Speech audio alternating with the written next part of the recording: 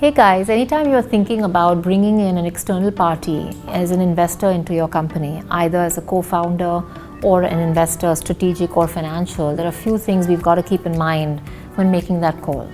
Number one, 70% of mergers, acquisitions, I'm not sure about partnerships, but mergers and acquisitions fail. Partnerships in general are difficult to do because you're suddenly talking about two people coming together with different backgrounds, different experiences, and therefore they do tend to be quite a bit of a challenge.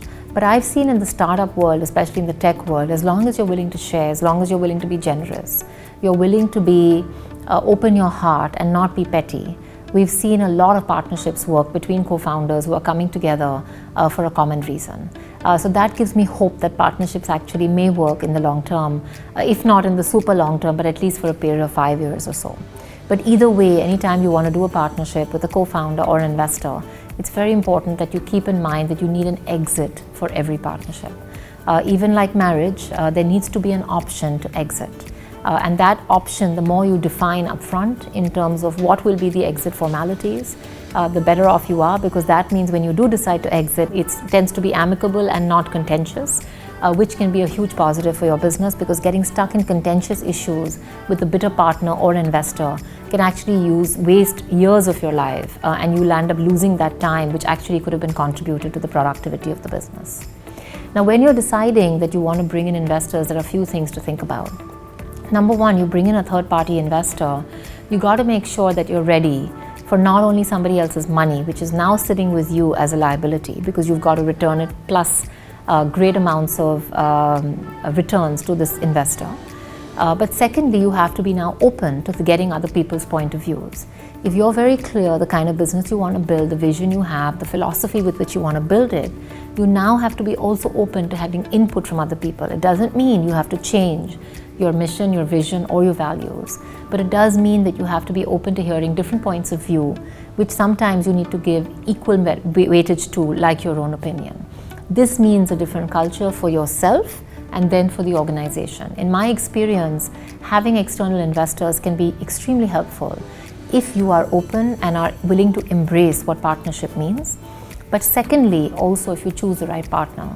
Most people make the mistake, especially most entrepreneurs make the mistake of choosing investors who give them the best valuation. And I can tell you from experience, that's not always the best partner.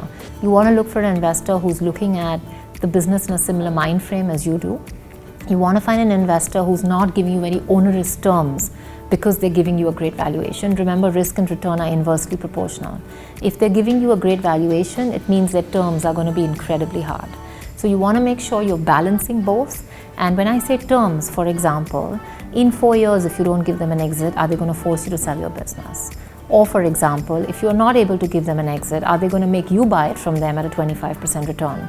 These terms may seem exciting today because you are very optimistic about your business, but 4 years later, in hindsight, these can become a noose around our necks. So we've got to be careful of what we're committing to in the future. Equity by nature tends to be risky, and therefore whoever is investing with you cannot ask for a guaranteed rate of return, has to be with you and aligned in taking a return risk for the future. The other things you want to think about in terms of investors are really the people that you're going to work with. What's the kind of chemistry? What is the kind of monitoring and governance they're going to put in? A lot of that can be beneficial, but sometimes it can feel intrusive if you're dealing with people who tend to be quite conflict-oriented or quite contentious in nature in the way they present their arguments. These are some of the things you want to think about. Don't rush into the highest valuation. Don't rush into the first person who's giving you money.